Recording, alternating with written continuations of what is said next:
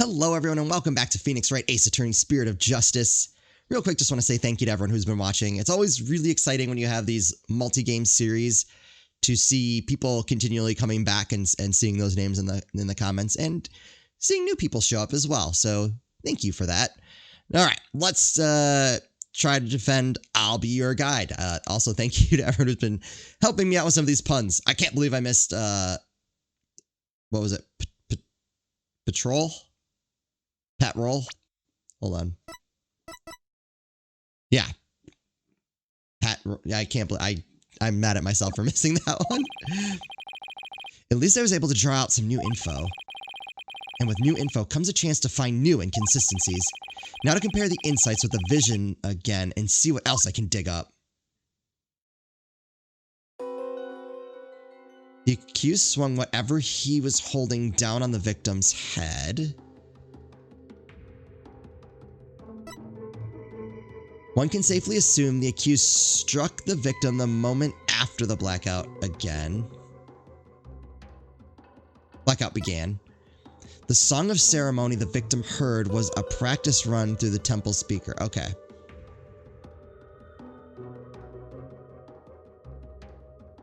Incense.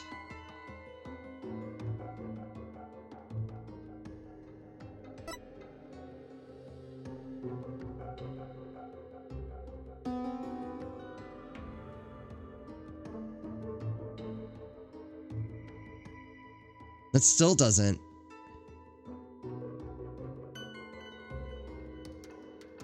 One can safely assume the accused struck the victim the moment after the blackout began, but there's like a delay. Right. Blackout, then pain? Does that matter? It's hard to tell how much that matters. Also, I've very forgotten the controls.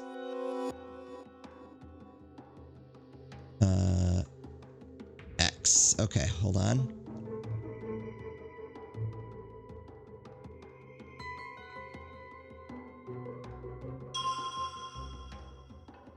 No, wait, that's not what I want.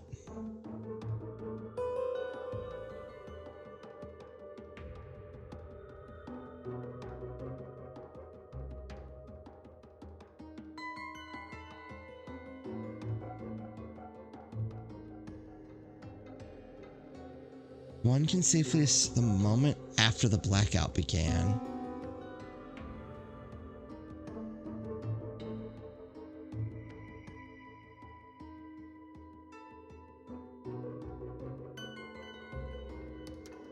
Oh, or is it?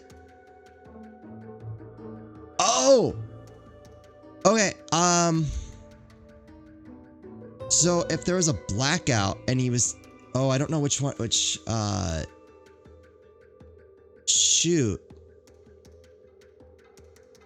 Because it was through the speaker.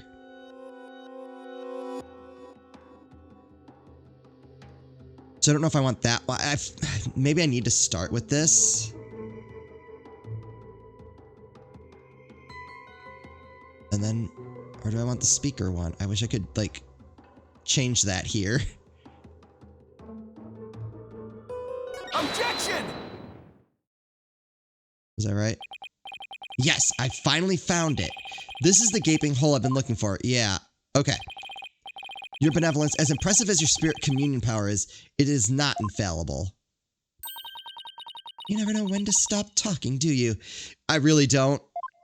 I really don't. I hope you realize your words are an insult to all adherents of Qur'anism. I mean, I guess I understand why it would be taken that way. Defense, watch what you say. If you don't mind that tongue of yours, you won't have one left. Woo! Can't find the judge's voice today. You won't have one left to mind. There it goes. Certainly not my intention to insult spirit mediums, but maybe I'm not the one who needs to learn when to stop talking. Ooh. What malarkey. I love it. I believe you said a few minutes ago that the victim could hear the song of ceremony thanks to the temple's speakers. But then how do you explain how the victim could still hear the song of ceremony even after the power went out? Oh.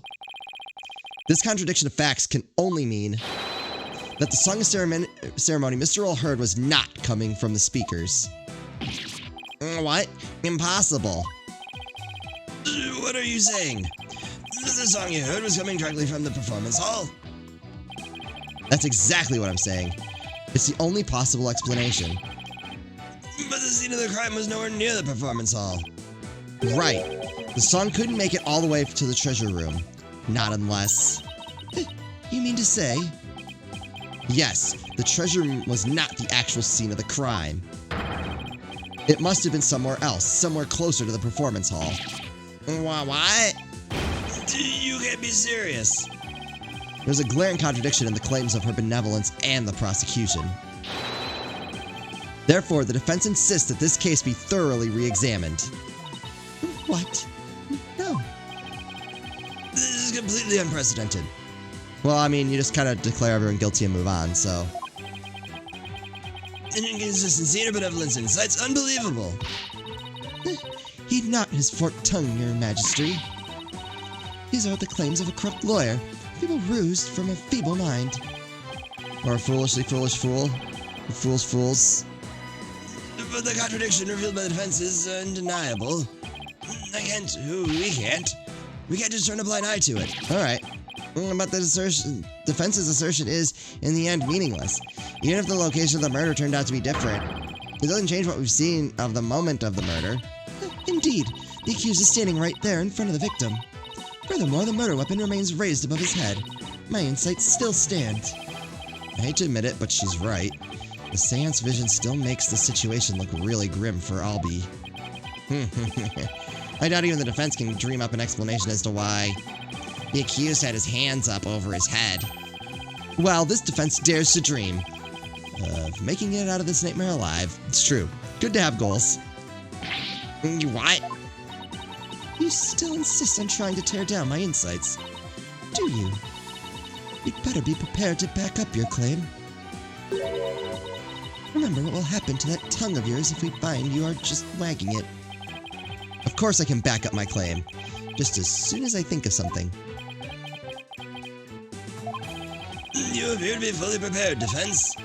As the embodiment of this court, I give you permission to try and prove your claim. As long as you're willing to stake your life on it. Well, those are fair terms, I suppose. I concur, your majesty. Prepare the tongue shears. Chop, chop. Wait, what? Chop, chop? Yes, let's have the bailiff fetch them. Wait, I think I saw a suitable pair in the basement. Chop, chop. Stop. I hear that lying lawyers have several tongues to spare. Wait, what? I'm sure you won't miss one. How many do you have? Yikes, these people are actually serious. I'm rather attached to my tongue. Think, Phoenix, think. Other than to raise a weapon, why would Albie have held his hands up like that? Oh! Aha, so that's why. The reason the defendant had his hands up over his head can be explained by something in the crime photo. What explains why Albie had his hands raised above his head? And that. As in the seance vision, I witnessed the defendant raise both of his hands over his head yesterday. You did? Where did you see such a thing? When the police had their guns trained on him as they made their arrest. No, are you saying? The victim was a security guard and an armed one at that. The defense proposes that the victim had pointed his firearm at Albie, and that's why the defendant's hands were raised in the air. Oh, Kaka!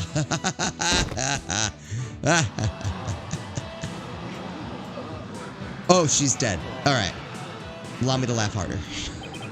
Who would have thought the seance vision could be interpreted that way? This is not possible. It can't be. Oh, but it is. Not bad for a total knockout. How dare that lawyer devil go against... He's no better than that traitor snake Dirk. Wait, what? Traitor snake? Dirk, who's that? No, I cannot believe it. A contradiction in one of my insights. There has to be some kind of mistake. I won't accept it. And that's right, Your Benevolence, and I won't accept it either. It goes against all the old sacred. Throw him in jail immediately for lese-majesty. What? Yeah, you said it. Throw him in jail. Yes, make him pay for the way he disrespected her benevolence. These people are definitely not my fans right now. That's right, exterminate him!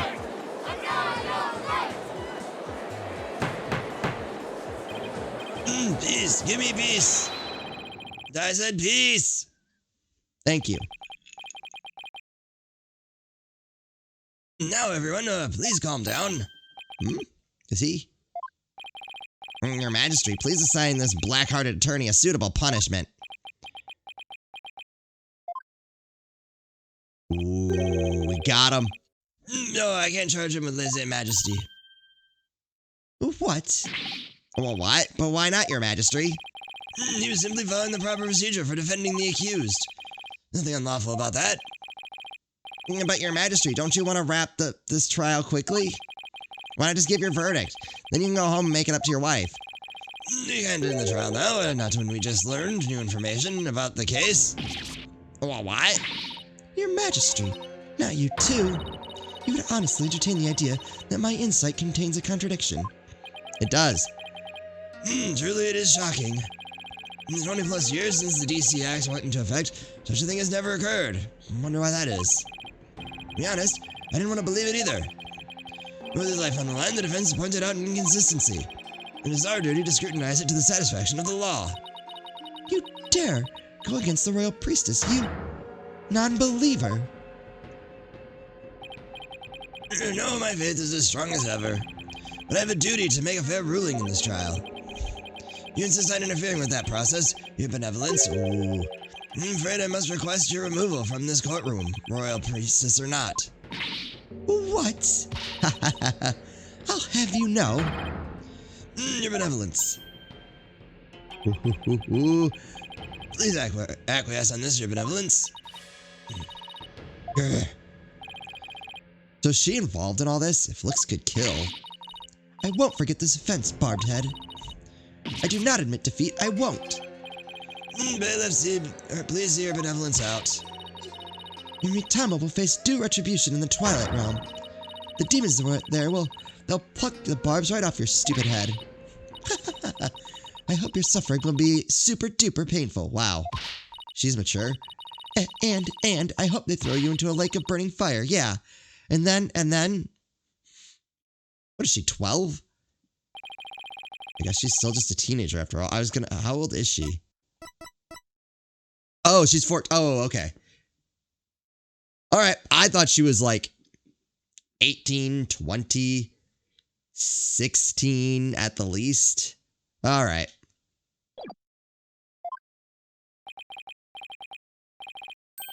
Now then, defense, Mr. Light, was it?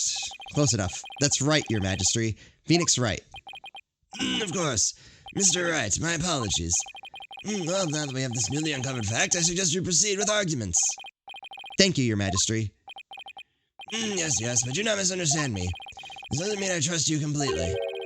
I'll be keeping a close eye on you, so don't even think about lying to this court. But that's what we do best. I understand, Your Majesty. Whew. Maybe now we can finally run a real trial. Arguments, Your Majesty. Very well, I accept your challenge. Huh? What's with him? Oh, look on your face, Mr. Wright. It's just too hilarious. Not so funny, Mr. Payne. The defense still doesn't get it. The truth he unearthed is going to bury him in his case instead. Well, yeah, because why was a gun pointed at Albie? That is unfortunate. What do you mean by that, prosecutor? I told you, it's Chief Prosecutor. Yes, because that's the thing to focus on right now. The defense is digging its own grave. Consider this, Your Majesty. Why would the victim, a security guard, point a gun at the accused? No. No, indeed. Because the accused was about to commit a theft.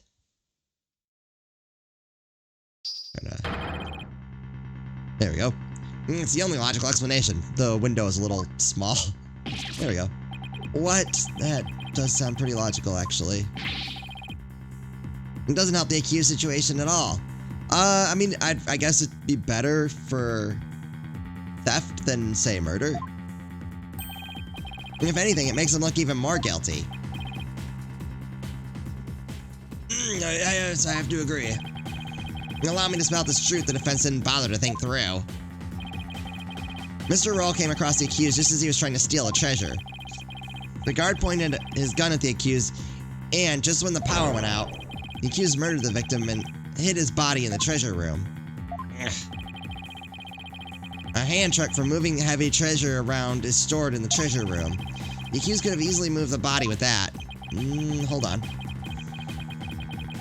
And after all that hard work to knock down those insights... back to the old familiar corner once more. Mr. Wright, do you have a rebuttal? Not yet. Ugh, I'm drawing a total blank here. Now I'll be ready to climb that scaffold. Wait, what? What? I asked you a question, defense. Got nothing. Can't think of any grounds for an objection. The only thing to do at this point is ask the defendant himself what happened. But I don't know if Albie will cooperate with me or not. Albie? Will you tell us what really happened? Ah, crap. You don't have to say anything, accused. Fall for his evil trap and you'll only dirty your own soul. No? Albie, you have to tell me the truth. I can't help you unless you do. Mr. Wright, I'm sorry. Why? Why won't he trust me? Is this it? Is this the end? For both of us? Maya, I'm sorry. No, we can do this. Come on. I never met a real lawyer before.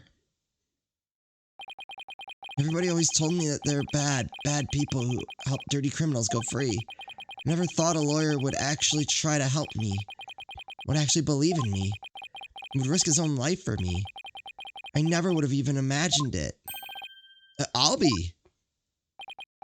So, that's why I lied. To try and save myself. And I'm not going to lie anymore. If you believe in me enough to put your life on the line, then I'm going to believe in you too. Well, what?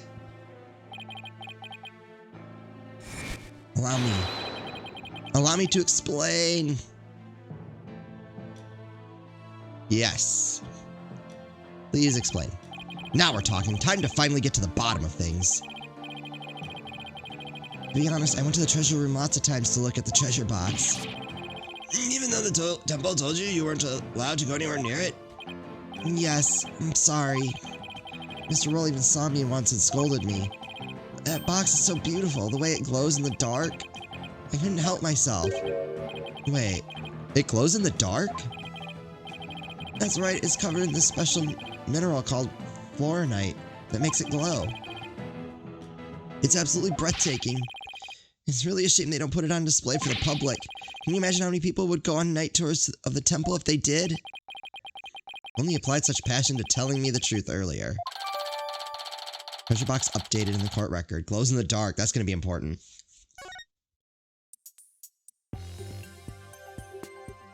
Okay. On the day of the incident, I was on my way to the treasure room again. When I ran into Mr. Roll on the great stairs. So those were not the treasure room stairs in the Sans Vision? No, they were the great stairs that connect the hallway. Makes sense. That vision wasn't clear enough to show us what was at the top of the stairs. Temple diagram added to the court record. Okay. All of a sudden, Mr. Roll drew his gun and threatened me with it. I quickly put my hands up. Mr. Roll, he acted so scary. For some reason, he had a scarf over his mouth. I couldn't read his expression at all. Wait. And just then the power went out. That wasn't Mr. Roll. so I took the chance to hightail it out of there. I ran for my life, even now when I try to think back on it. All I can remember are the gun and the piercing look in Mr. Roll's eyes. That must have been when I dropped the notice scroll. Which means someone else brought it to the treasure room along with Mr. Roll's body. Wait. I feel like I'm missing something here. Did Mr. Roll say anything to you when you ran into him on the stairs? What is it, Albie? I have no idea why, but he asked me a strange question. Oh. Did you steal it? He said. What? I'm sorry. I'm sorry I didn't say all this before. I didn't think anybody would believe me. A grand speech. One that confirmed my suspicion that you were the thief. Wait, what? Objection! It's possible the victim simply misread the situation. Where there's smoke, there's fire, as they say. What? The victim must have had a good reason to be suspicious of the accused. Why does every new piece of information seem to so incriminating? It's true. Shadow, what do I do, Shadow? Shadow. What better reason to suspect the boy than seeing the treasure box in his hands? No, because then he wouldn't have asked if you stole it. In the course of his rounds, the victim must have noticed the treasure had been stolen. And then just after that, he ran into the accused. I'll be your guide. No, that's not what happened. That doesn't make any sense. Therefore, the one who stole the treasure and killed the victim can be none other than the accused. Wait, what?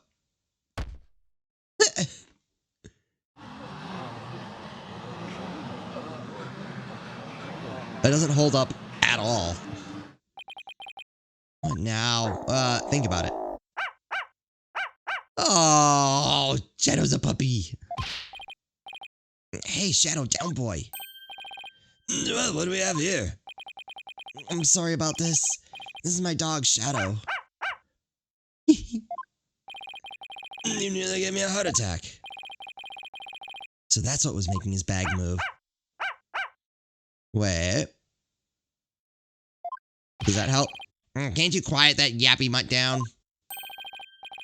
Shadow says that Mr. Roll made a mistake. You can understand him? And don't tell me this is a surprise witness for the defense. I mean, no one saw it coming. I beg your pardon? You're not thinking of cross-examining an animal, are you? Of course not, Your Majesty. Not this time, anyway. Well, I'm glad to hear that. I thought I'd have to reassess my assessment of your sanity for a second there. Wait! Can I get out of this by means of insanity? I think I'd better reassess my strategy. And fast. To somehow show that somebody else could have struck the victim or were sunk. Well, while it's true that the defendant was standing in front of the victim when he died, it doesn't mean somebody else couldn't have struck the victim at that time. If you're going to go that far, then I hope this means you have another angle of approach ready. Exactly. I mean, who but the accused standing in front and center could have done it? Someone standing behind? Unless you can back up your claim, it's nothing more than conjecture. Okay, come on, Phoenix. I know I can think up something convincing. Where else could the victim have been struck from?